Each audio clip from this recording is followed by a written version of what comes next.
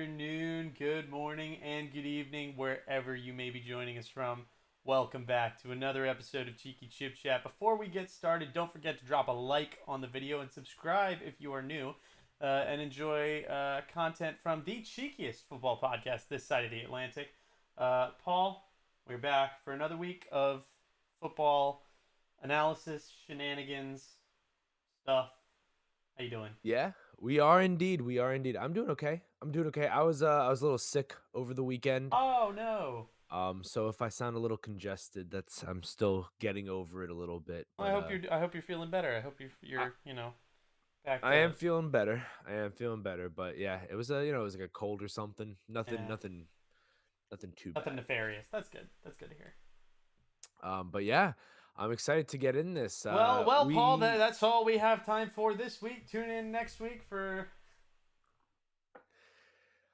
we can't let you get off that easy. That Man, would it's be great. It's great. It seems like every time we get in a groove of we get in a groove of cheeky chip chat. That's when United are crap, and then when United are playing well, it's just we never get to do shows when United are doing well. I want to talk about us playing well for once instead of me just getting roasted. well. I think first of all, I think you're gonna love my take on this game. Oh, okay. I'm And very interested. Very interested well, because I have a take. I have a take. It's going to be a time. In fact, I mean, I, in fact, everybody, I told Paul, you gotta lead us through this because I will talk through this entire show. We can talk about this for forever. So, Paul, you need to lead us. You need to lead us, deliver us from this horrible game or great game if you're a Leicester fan or basically anybody else. And just kind of take us through the analysis and it'll be what it'll be. So, I mean, I'm ready. I mean, I know you're ready. So let's do it. I have been ready for this my entire life, Rahul. Um, all right, so newly promoted Leicester. No, I'm just joking. That would have made it even worse. That That would have would have made it made it even would worse. have made it But even worse. luckily for you, we are all good on that front. So Leicester City at home, Manchester United coming off. What is it? What was the unbeaten streak, Rahul? 28 games? 20 28 was it? I Okay. think it's 28 There you games. go. I could be it's plus or minus maybe 2 or 3.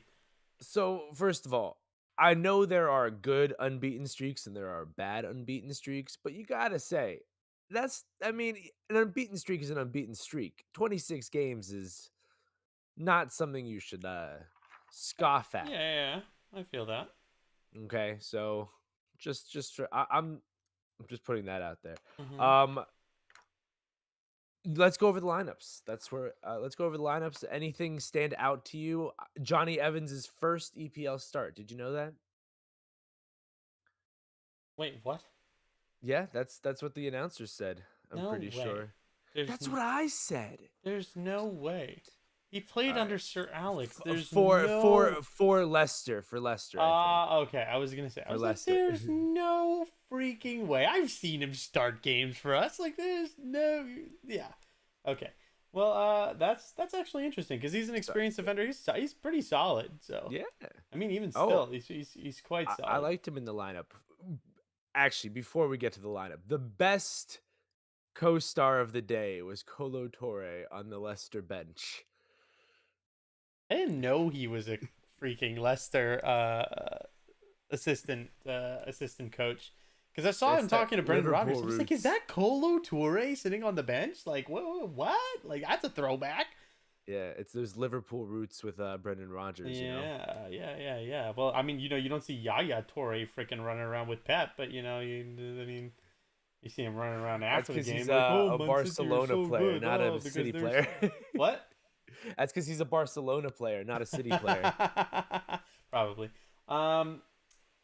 Anyway, Yeah, anything lineups. stand out? Yeah, anything stand out to you? Leicester going with a back three. Does not surprise me. In fact, it's not because it's typical of Leicester, but because it is the perfect formation to play to stifle Manchester United. Absolutely perfect. So brilliant decision from Brendan Rodgers. Play a back three. No.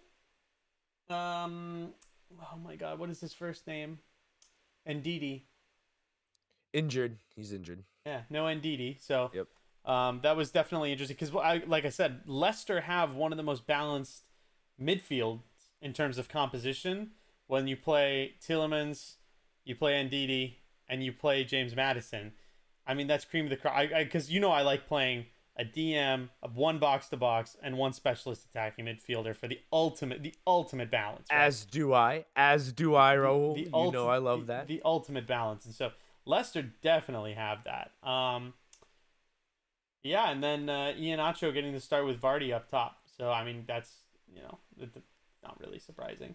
Yeah, that's Um, been very the standard striking partnership yeah, since Hanacho came in. yeah. So that's not surprising. Moving into the United lineup, Rafael Varane, of course, we discussed last week, injured in the Nations League final, unable to play this weekend. So Victor Lindelof coming into the starting lineup for him. The rest of it, I mean, he Ollie not going with his favorite McTominay and Fred, who are much maligned. Um, call them McFred. Other people, they call them Mc. So it's it is what it is. We have a double pivot of Pogba and Nemanja Matic. Again, trying to create that, and this is what we're going to get into it, but trying to create that perfect midfield composition of specialist DM and Nemanja Matic, Paul Pogba as the box to box, Bruno Fernandes that quintessential attacking midfielder. Um, Quintessential, yes, absolutely. Quintessential, quite. Um, and then you got Jadon Sancho, Ronaldo, Mason Greenwood. You got enough firepower to win this game and blow Leicester away if you play it right. All right, so that was gonna be my first question to you. All right, minus Ronaldo because obviously, Obviously, okay. greatest player to play the game. So, who has the best starting 11 in this game? It's got to be United, Manchester right? United, easy. Manchester United have one of the best starting 11s in Europe when everyone's fit. On paper. On paper. It is up to the manager to get the best out of that 11 in practice through the game plan, the tactics, creating patterns of play and training, whatever it is. But on paper, easily one of the best 11s in Europe, no question. Second question about the United lineup because I don't know enough about this, and we've all been wondering why why does Ollie insist on playing Jadon Sancho from the left?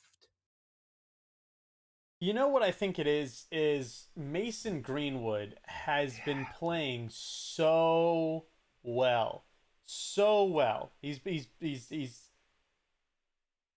scoring great goals. He's linking up well with his teammates. It's hard for you to justify putting Greenwood on the bench. Problem is, you can't play Greenwood at central striker when you've got a Cristiano Ronaldo in the team, or even an Edison Cavani in the team. You can't justify it yet. He's too young, so you can't play him there, and he doesn't play very well off the left.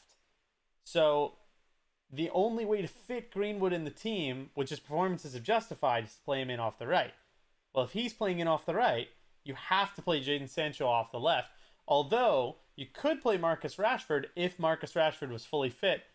First game back from injury after having his surgery since the I almost called it the Nations League final, the Euro final. Um, I can't blame him for placing Rashford on the bench and starting Sancho off the left. So I mean, I don't disagree with the lineup. I disagree with how it was used. I feel like the complaint has been that Jadon Sancho hasn't been playing well this season, and I agree, Yeah, he right? hasn't. He's been crap. But as someone, we always say how this league needs, you need to kind of play yourself in to adjust to this league, right? And Yeah. I feel like Jadon Sancho hasn't been given that at United fully in the position that, you would originally bring it. And I get the whole Greenwood thing, right? But I don't know. I don't know. It might be a personal thing, but I think Jadon Sancho has a much higher ceiling than Greenwood. I mean, they're they're different kinds of players, right? Mason Greenwood is going to end up being a central striker. He's going to be a center forward. He's going to score a ton of goals. Greenwood's the most clinical player at the club, probably, other than Ronaldo.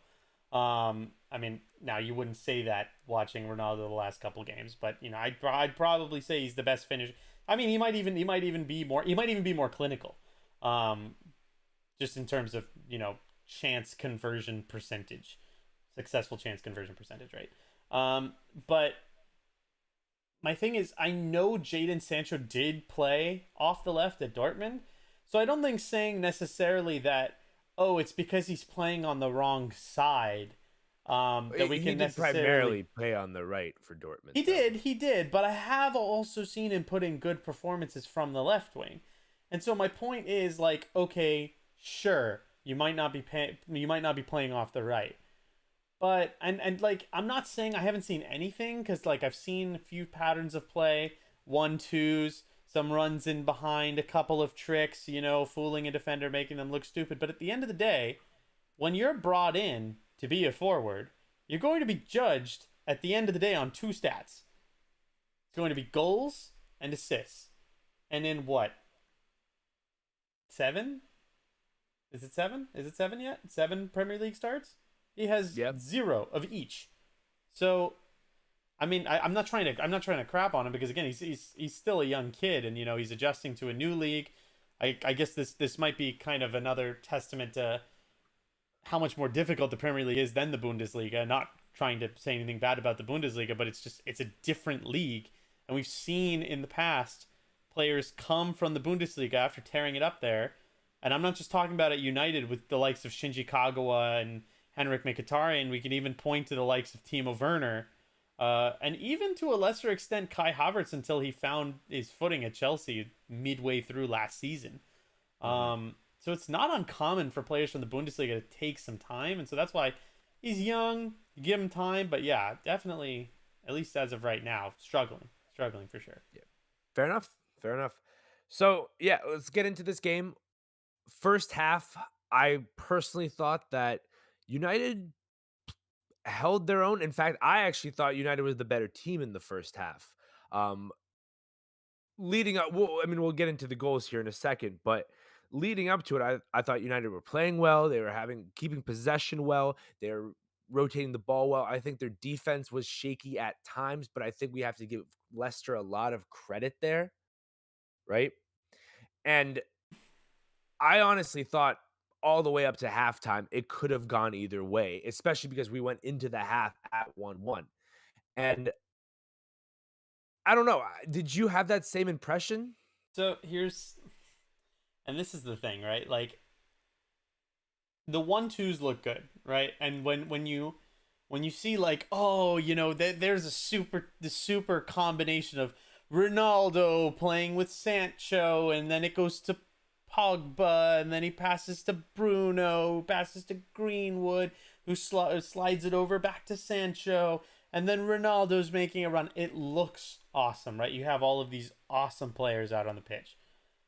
The problem is that you've got Sancho, who likes to cut inside. You've got Greenwood, who's a center forward at heart, so he's going to cut inside. You've got Ronaldo playing at center forward. And as much as he used to be a winger, especially in his first stint at United, not the same player anymore, playing centrally, right? So you've got so much concentration in the middle of the pitch, which plays right into Leicester's hands playing with a back three center backs. Because what happens is you lack proper service from out wide. And so what happens is you have to push your fullbacks up. You have to bring the likes of a Luke Shaw, an Aaron Wan-Bissaka up. But the problem is, I think at the end of the day, they lacked something in desire going back, which is one of the reasons why Leicester was able to expose our defense so much, because you've got Pogba pushed up. If you've got your fullbacks pushed up, you've got Nemanja Matic, who's 30-something years old, can't run very fast. You got Harry Maguire, who's first was this was his first game back, I think, after one training session, after having been injured. One training session, Mhm. came back. This was his first game back, so he's rusty and lacks pace and being put on toast. And you've got Victor Lindelof, who, to be quite honest with you, with the exception of a phenomenal game here and there, is not that good of a defender. Yeah, That's but this was I thought this was one of his just This is that absolutely like dog shit games, like absolutely horrible. Oh god, I was losing my mind watching the defense. And so that was the problem. Is we just kept getting caught in transition, kept getting caught in the counterattack, and there was just something lacking in terms of, I mean, not only just getting frustrated trying to break them down, but also in terms of like lack of desire to come back and stop the counterattack. And as much as people will say like, oh, we didn't play so badly, like, no, it was not great.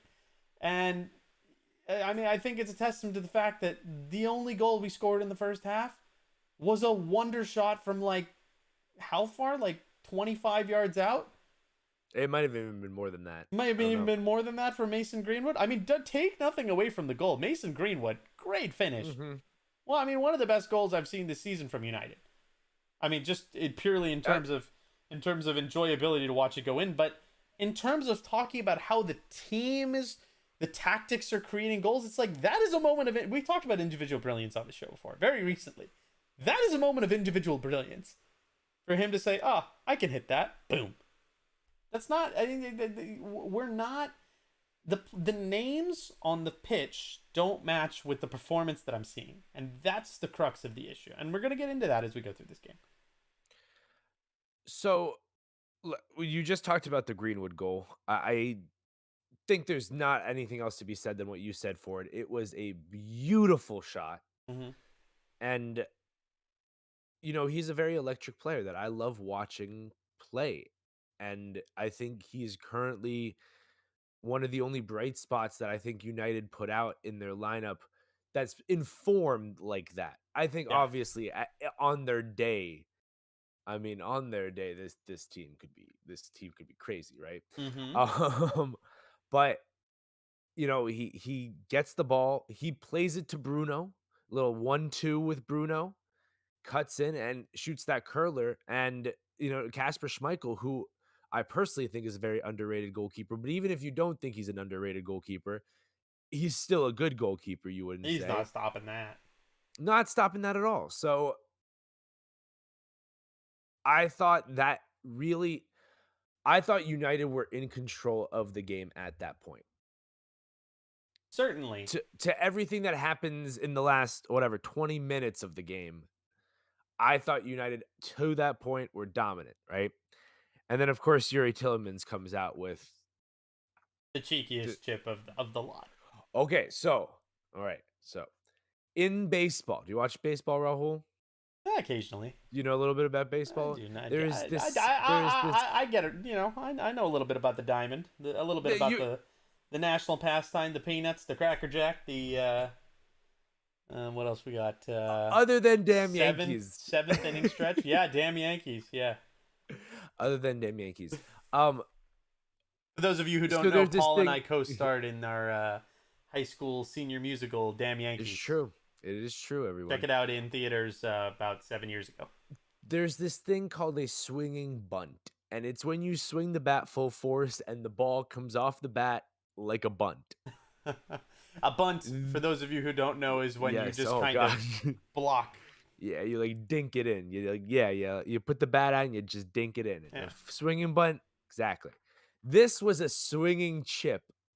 Because he hit it like it was supposed to be a full volley, but it really just It was flew. whoop right over De Gea. I still maintain De Gea saving that Kareem Benzema shot from the Nations League. Well, I mean, yeah, you know what? You actually have a leg to stand on after this game, but De Gea played pretty well. De Gea was great. I mean, as much as that, the point is, you can't blame the person that you blame for that whole situation. Is the captain of the team, which again plays into the problem. Yeah, no, hold up. Does De Gea play that ball really weird to Maguire though? Like For me, he telegraphs that entire pass. Like like, okay, the ball should never have come back to De Gea in the first place. But if the ball is going to come back to De Gea, he's going All right, that was my next thing, man. Dude, to that should okay. should never we should never have been in that situation in the first place. However, if De Gea is then going to pass it to Harry Maguire, when you are playing out from the back, you have to be on the ball, and that means if you see a pass doesn't have enough weight on it, it's not like it was so underplayed that the ball stopped at the penalty box and then the Leicester striker ran in and took it, right? It's like Harry Maguire very well could have taken 4 or 5 steps towards De Gea and taken control of the pass. But he didn't, which led to him getting under pressure, losing the ball, and in a comedy of errors, leading to us getting chipped out of the lead, which was BS. I wrote this down, okay? WTF was the set play before, okay? And here's why. There is a foul, right? Maguire is standing over it with Paul Pogba. And Paul Pogba does this little walk away feint as if he's not going to kick it. And then he cuts back and kicks it. Oh, but here's the best part, Raul. He cuts back and kicks it to Victor Lindelof in the middle of the box, who then gives it back to De Gea, who then gives it to Maguire. Who then plays the pass that happened. Yeah. This is why I was like, what is happening? But again, see, that is a coaching thing. Yes, exactly. 100% yes, no. I'm trying to softball this to you so you can like bunt it, you know? Yeah. Or swinging bunt it. We come full circle here. But nonetheless, Yuri Tillemans puts it in the back of the net with this swing chip, and it's 1-1, and we go into the half 1-1. Mm-hmm. And then it gets exciting in the second half. Exciting is a word. Oh, it's exciting, Raul. It's exciting. And before we get into the goals and stuff, here's what I want to say. For me, it came down to one thing. Okay, I thought United were playing very well. But it came down to one thing for me. And I don't blame Ollie for this at all. It does look like a managerial decision, but it has nothing to do with it.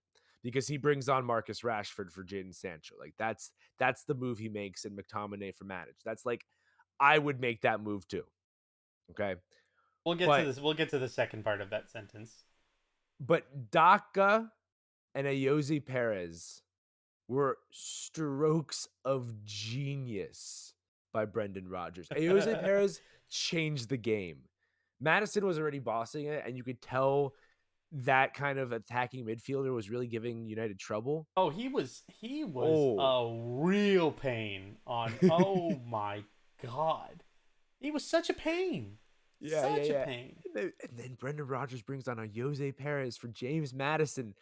And I remember we were talking. I asked. I was like, "Why are you taking him off? Why are you taking him off? Why are you taking off your best player, who's playing amazing, by the way?" Yeah, and it was just to give a little bit more spark in that position, and it paid off. I was. It paid off literally crazy. 5 minutes later. Yes. Yeah. So I wanted to say I think it came down to the subs in this game, and for some reason, and it's not like Ollie got it wrong because Marcus Rashford scored too. It just the right subs at the right time, and that. Bringing off Maddison for Ayoze Perez when Maddison's playing so well just to give a little bit more spark in that specific position, I think is very, very smart. Does Ollie deserve credit for bringing on Marcus Rashford for Jadon Sancho? 100%. Does he also deserve criticism for not changing things just because... Like, my thing is, Ollie was a sub. Like, that's how he made his career at United, and that's why I thought he'd be an amazing manager, right? Because Sir Alex used to say, like, oh, Ollie, you don't understand. Like, he takes such meticulous notes during the game. He really tries to understand where can I make the biggest impact. And then he will come on and try and exploit what he noticed in his notes, right?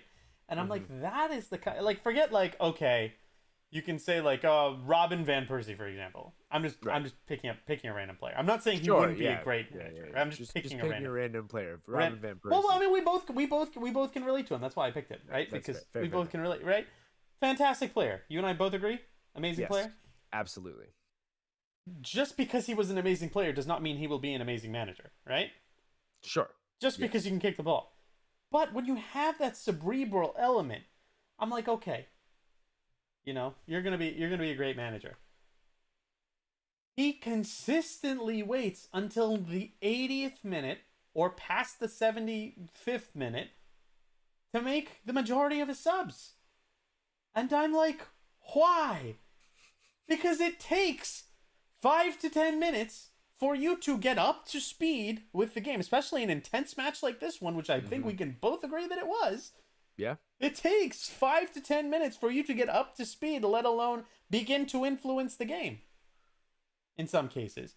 So, for you to make subs with 10 minutes left in the game or 15 minutes left in the game is downright stupid. When you're drawing the game away from home and you think you need fresh legs in the midfield in the 80th minute, guess what? You probably needed fresh legs in the midfield 15 minutes before that. Just saying. Like, why are we I'm, waiting to the 80th minute to make two subs? Who were ineffectual, by the way. They didn't do anything. well. Well, sorry. They didn't do anything Hold, productive. hold They up. didn't do Hold anything up, hold up, positive. hold They up, did make hold it up, hold worse. They 100% made it worse. up. Oh, Marcus Rashford scored a goal. No, no, no, no, no, no, no, no, no, no. I'm talking about Jesse Lingard and Scott McTominay. Marcus Rashford being subbed on in the Okay. 60th, 63rd minute or whatever. Great sub. Sure, fair. That's Okay, a good okay, sub. okay. The Yes, other two yes, subs that okay. happened in the 80th minute, you're an idiot. I'm sorry. Like, Okay. come on. What? I'm not an idiot. No, no, no, no, no, not you. Of course not, Paul. Of course I'm not, messing. Paul. I'm messing. Honestly, so like I was saying, Jose Perez comes on. I think that totally changes the game, and I think that's for me where it switched to United being they were chasing the game at that point, Yeah.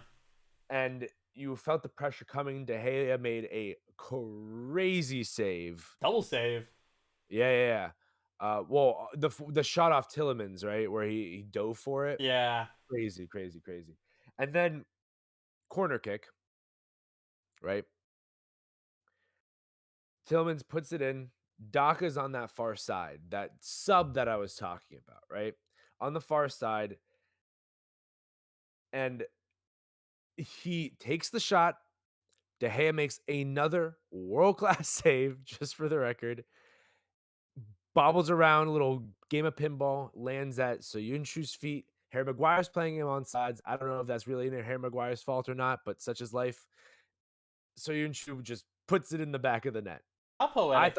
I thought it was very unlucky. How poetic for Maguire's replacement at Leicester, who they all sing about and say, like, basically they sing the old Harry Maguire song, except basically singing "We don't need Maguire because we've got Soyuncu," for him to score in that manner, like a very Slabhead-esque goal. It's just, it just had to happen. I thought it was very I was like, unlucky. this is just so classic. I was like, just it's so classic. But a set piece nonetheless. And they hurting United hired out. a set piece coach. They have hired a set piece coach. They've always been crap at set piece defending, and they hired a set piece coach, and we're still horrible. I'm like, what are you guys doing? And it's not like, and by the way, it's not like we're just playing with a bunch of hobbits, right? Right.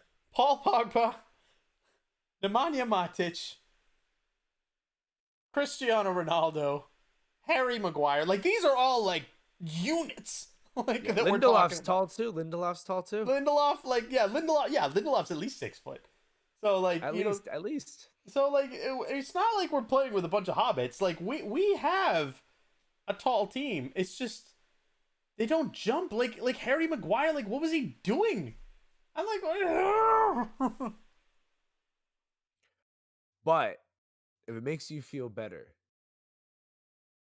they respond pretty quickly. They did. No. It actually makes me feel worse. That's fair. That's fair. But can we talk about this pass from Lindelof? I've seen him play this pass a lot, actually. I think he does it's one of his best qualities is this pass, As he Raul. plays the long ball into Marcus Rashford. One thing he can do. That's the only thing you need him to do, though. Oh, I swear I thought he was offside. I really did. I missed this. This is what I'm saying. What I'm missing from Jadon Sancho. He's got the pace to make those kinds of runs. He can do it. He's not doing it.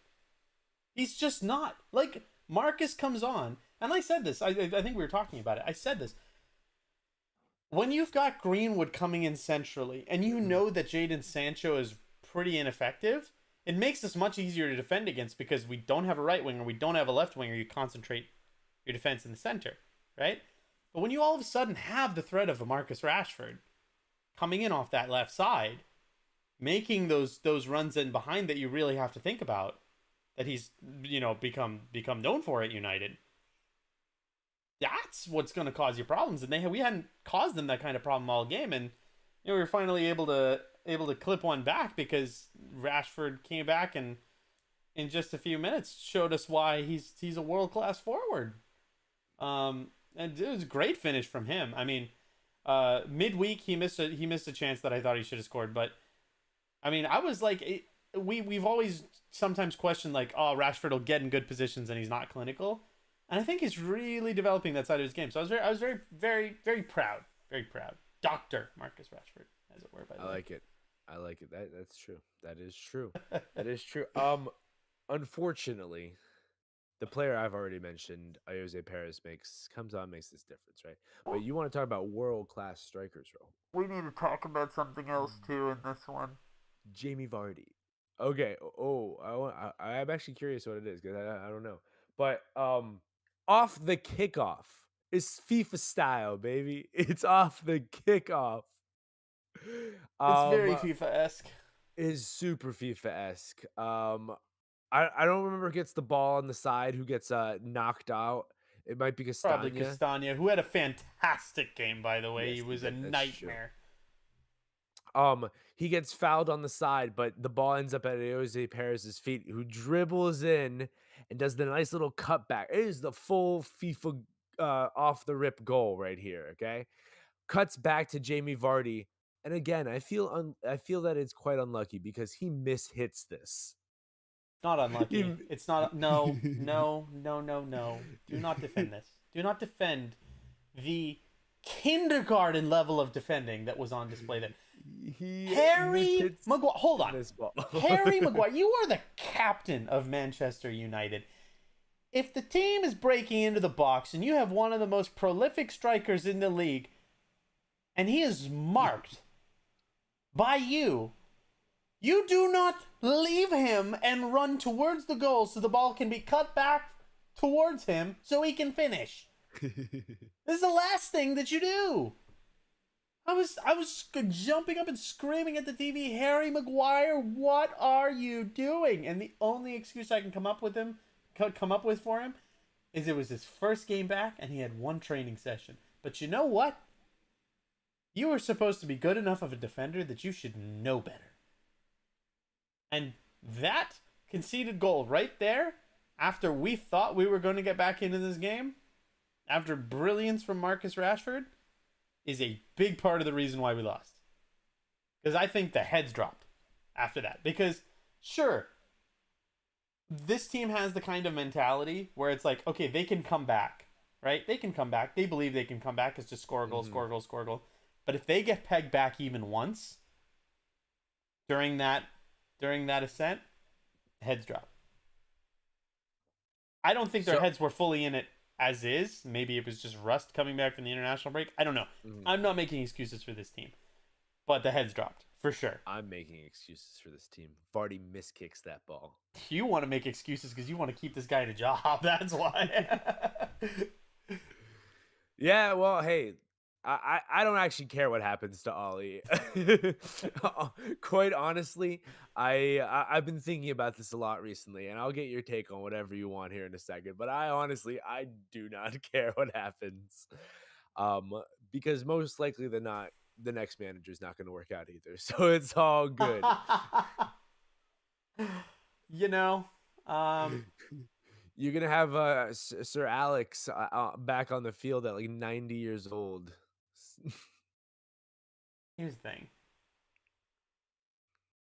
We've said in the past, like, if you look at the 11 that, like, Louis Van Gaal used to put out, right? Where you had the likes of, like, Fellaini, Lingard, Andreas Pereira. Like, this is your starting lineup, right? And then you look at the starting lineup of United now. You now can no longer say the Glazers don't back this team.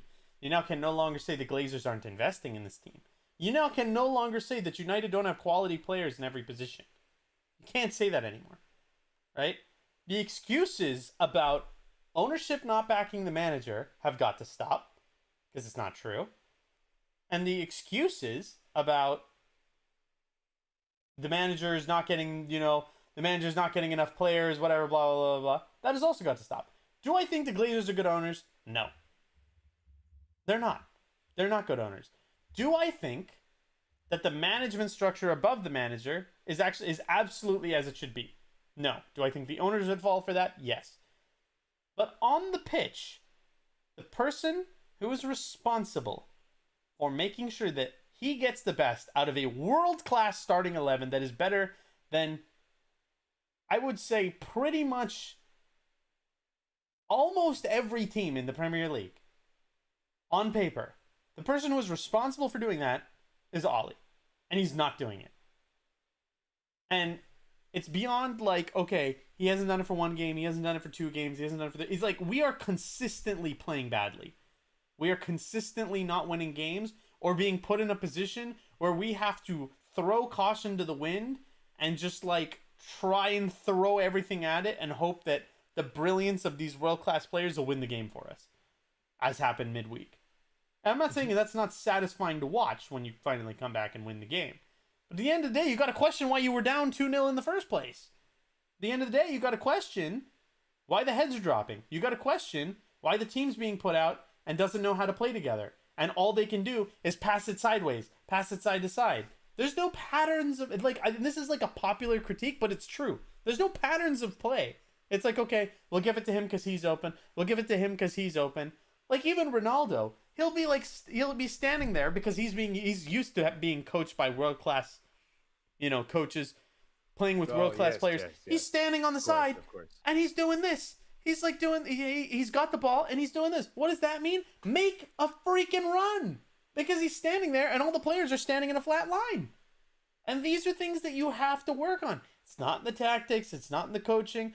I guess something is going wrong on the training ground because it's not happening. It's not happening. And the thing is, you can chop and change the 11. Like, Ollie dropped a bunch of the players who played on the weekend. Mm-hmm. And then he started a completely different team, and we went down 2-0 to Atalanta at home. And sure, he made a bunch of subs in the second half, and we came back and won. But, like, something is going wrong. And it's not like, oh, it's this player, it's that player, it's this player, it's that player. Like, sure, I can have an issue with, like, oh, we don't have a specialist defensive midfielder that's not a 30-something-year-old Nemanja Matic.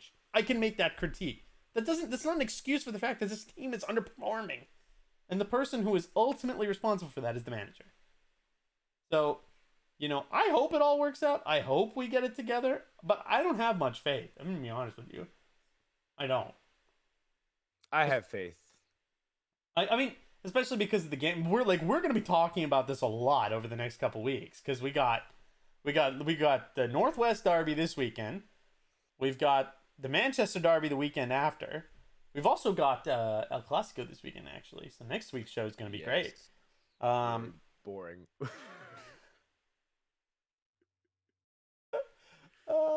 It's going to be 2 Europa League teams I need you to know. off. I need you to know. I'm repping for the preview here. I'm repping for the preview. Two future Europa League teams facing off. Are you excited?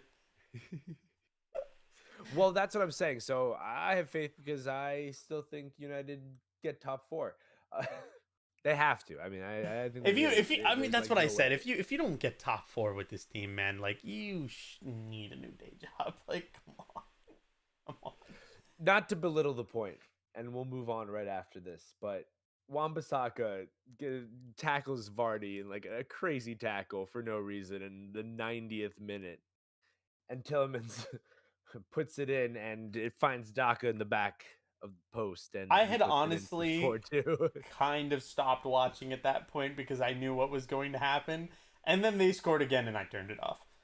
So there was that.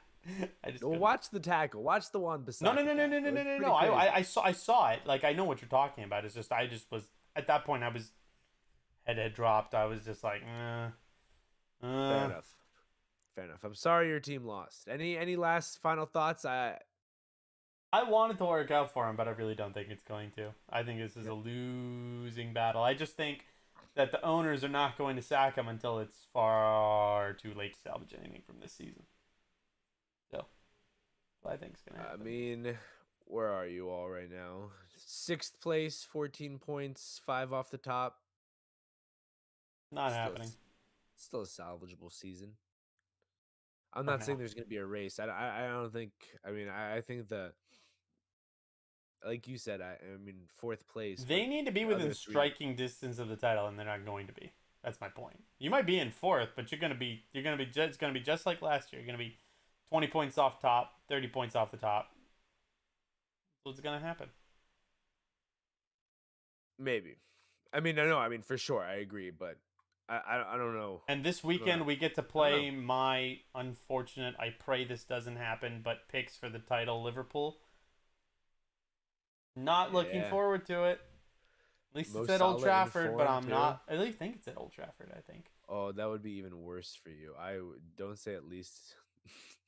That's even worse. We can't hold on to our away unbeaten record though anymore because that's gone.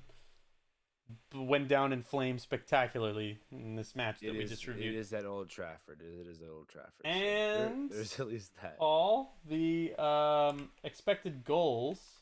Oh yes, hit me with it. Yeah. From this game, can you get what are you guessing? What are you thinking? Ooh, it was probably pretty high. Like threes all around, or like maybe fours all around. Okay, so Leicester, what do you think they had? What did they score? 4? Yep. Like a 4.4, something like that. Not as far as off as I thought you'd be. It's 2.97. Oh, okay.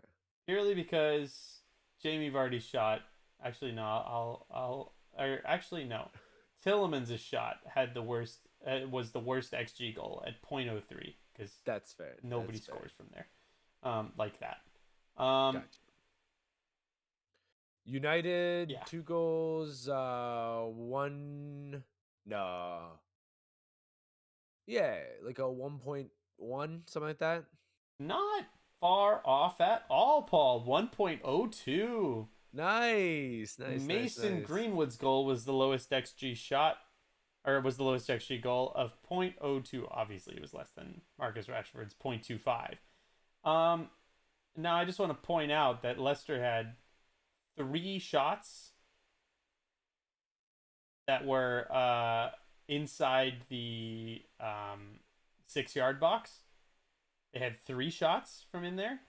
All of them were after the 77th minute when Ollie had made all of his subs. First one was a goal from Soyuncu with a 0.62 XG. Second one was a saved shot from Ayoze Perez with an XG of 0.55. And the third one was Patson Daka's goal, an XG of 0.83. Yeah. If you want to talk about shambolic defending and giving up, that's kind of what that looks like. Fair enough. Well, we will not cause you any more pain, Rahul. Thank we you. Can move on to something a little bit more. Let's cause us all pain. At least we can share in the pain of this and next a little one. bit more interesting. I don't have any pain. I don't care. I'm feeling very win the league anyway. I'm feeling very apathetic about things today for some reason. The Saudi Sovereign Wealth Fund completed its buyout of Premier League club Newcastle United from how much did Michael they pay for it, Ashley. Paul? Was that his name? Mike Ashley. Mike Ashley. Yeah, that's his name. 300 million pounds. And that translates to about 409. Yeah, 400. is Yeah, what AP says. that's fine. I was gonna say 407. I mean, at that point, 2 million here or there is really not. Not to the Saudis, that's for damn sure. Yeah, they're about like 10. They're like order. They're like an order of magnitude more rich than Man City's owners. So you can only imagine. Order of magnitude. Yeah, it's gonna. I said and just to be a little conservative. I didn't want to. I don't want to. I don't want to inflate their egos too much. But I mean, how do you feel about? How do you feel about? Let's try and stay. Okay, yeah, Let's I got try you. and I feel you. stay Yeah. apolitical here because we don't want to. We obviously like on this show we try to keep it apolitical. So Yeah, so let's say, how do you feel about like a country, like just any yeah, country, basically or a country being able to buy a football club exactly yeah, because he more or less is a head of state, right? yeah, he's the manager of something or else or other, something like that. I can probably find it in this article real He's quick. I think he is the head of state. Like he's the head of that thing. Yeah, he's the fund. He's the governor of the fund. Yeah. Yeah. Okay. Yeah. Okay. Yeah. So yeah. So I I think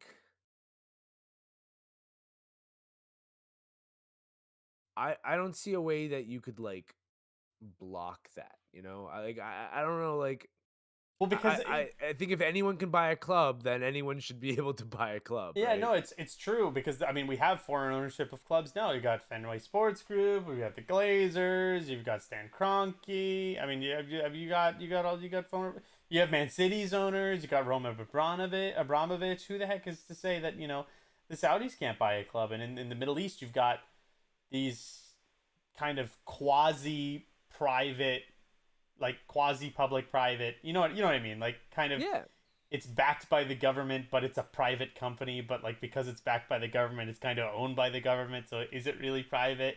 Kind of things, and that's basically what this is. So this is basically like the head of state of Saudi Arabia appointed this guy to head up this thing, and they are buying an English football club Yeah. and have the full backing of that state-backed company, which is the most valuable company in the world.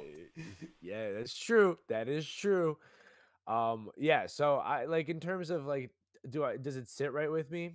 I mean, like no less than, any other millionaire, billionaire buying a club, right? These just happen to be trillionaires, and that's just the difference of it. Yeah,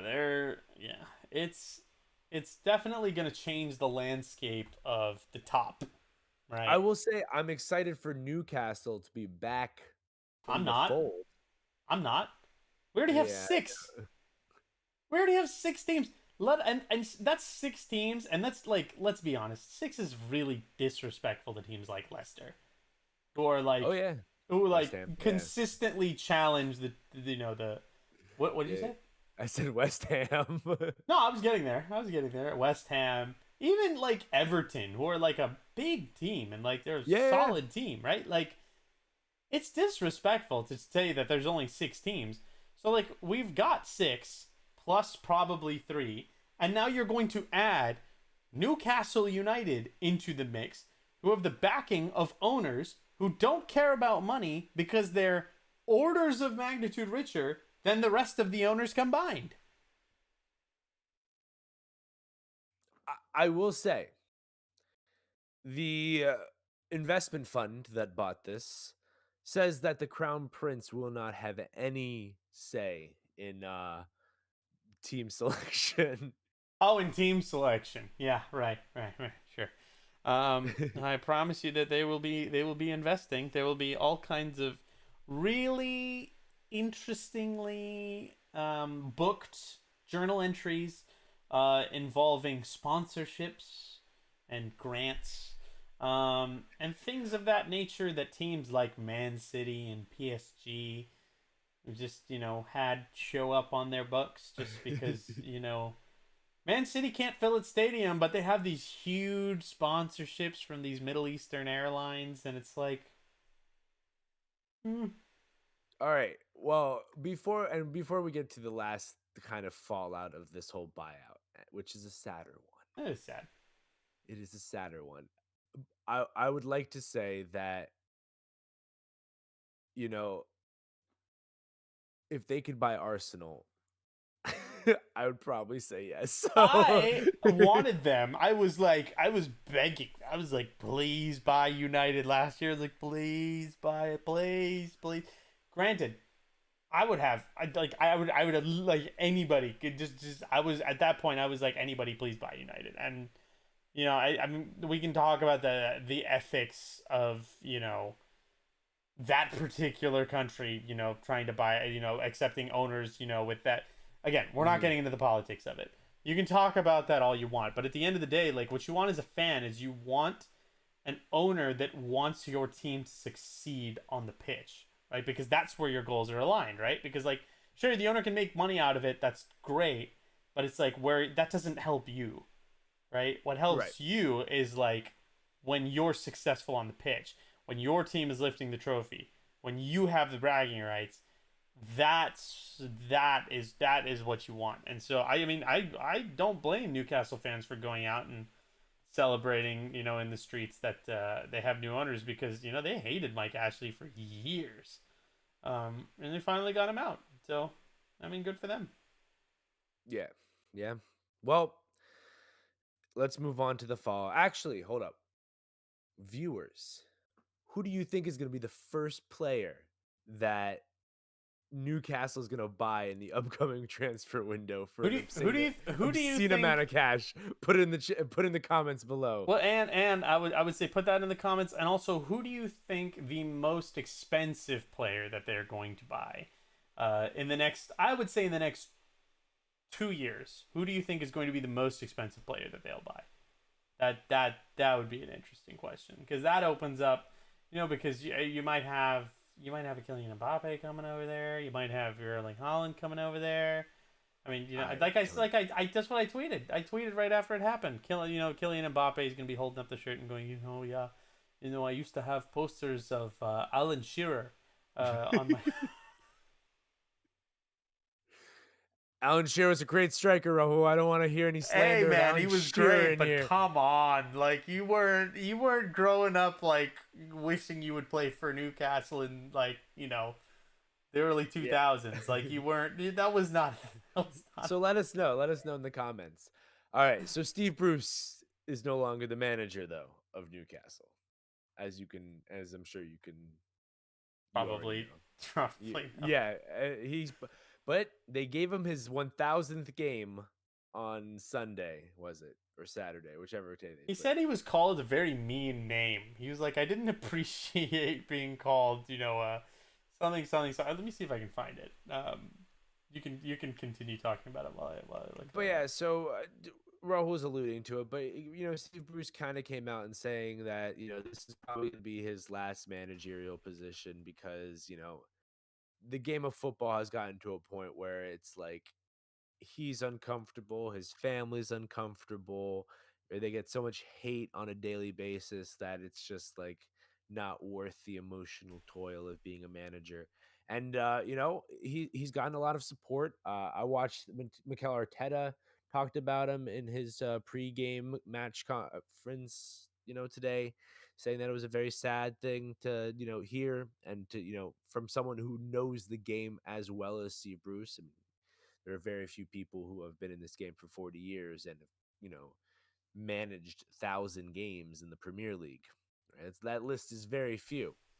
So, but yeah, so see Bruce is out. Uh, I'm seeing names. Paulo Fonseca seems to be the main kind of name popping up to be the next manager.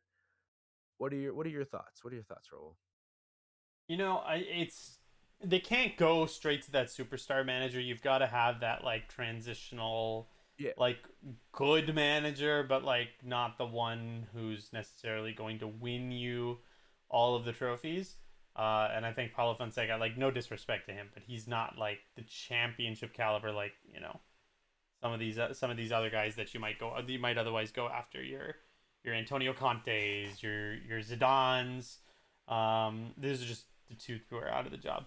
But you don't want to go for those right away. You want to kind of start with one and then eventually you'll build into that next one. So this is a process that I think is going to, like, they're going to be perennial contenders, like, eventually. Right. Sure. It's just going to take a few years for them to get there.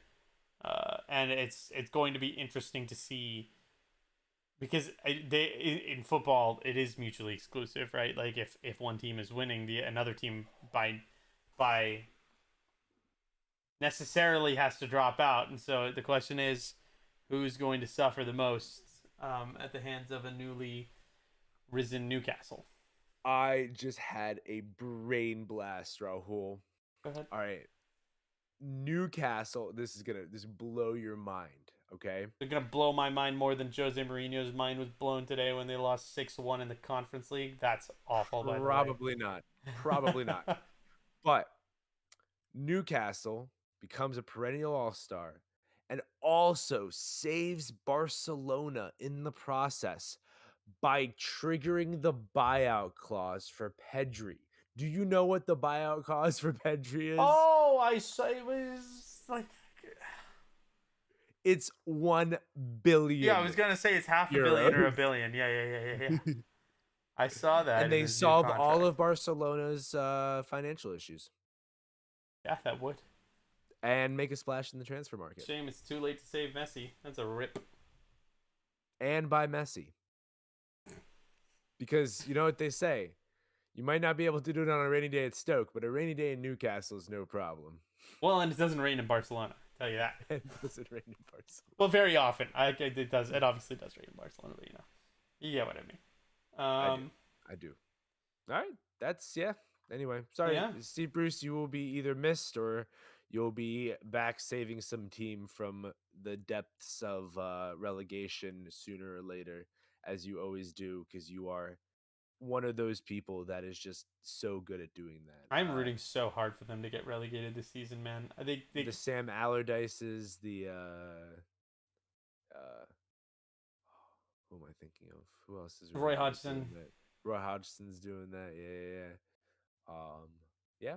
Rafa. I mean, Rafa. Come on, Rafa. But Rafa's hot. They could get Rafa back from Everton. Yeah, that's not happening. Anyway, that's it. That's all I got for you, Rahul. That's fine. That's fine. That's all I can say. That's how I'm gonna close. I just want them to get relegated. I want Newcastle to get relegated because then we can delay it. Well, they can delay the inevitable, and then hopefully they just get stuck in the doldrums of the 2014 championship, and they just stay there. And then the Saudis sell them because they're like, this was a waste of money, and then we don't have to deal with it. I don't think you can ever count it as a waste of money. I think it's too profitable of a club. Probably. There are a lot of Newcastle fans out there. That's all I'm saying. Oh, I'm very aware. Yeah. Shout out to the Newcastle fans. How are you all feeling about it? Tell us in the comments. Also, I don't care. I want you to get relegated. Also, hit the subscribe button wherever it may be. Also, hit the bell because when we go live, it'll tell you that we're live. Also, follow us at Cheeky Chip Chat on Twitter and Instagram.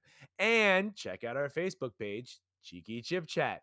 And check out our website, cheekychipchat.com. And follow me at Cheeky Borscht. And follow Rahul at Rahuligan. The Rahuligan, should I say. Anyway, that's all I got for you. Oh, I know you're a teacher, but thank God you were not an English teacher because that was the longest run-on sentence I've ever had the pleasure of witnessing. Lots of ands. Lots of ands. Anyway, like Paul said, subscribe to us. Follow us on social media. Please leave a like on the video if you enjoyed. And we will be back next week for a cracker of a show. We've got Manchester United taking on Liverpool at Old Trafford, and we have El Clasico. We will be covering both games in some capacity, along with. Not touching it, but yeah. Don't worry, I'll have my Real Madrid shirt out. It'll be a fun show. But yeah, that's gonna be it from us this week. So until next time, we hope that you chips will keep it cheeky. Until we chat.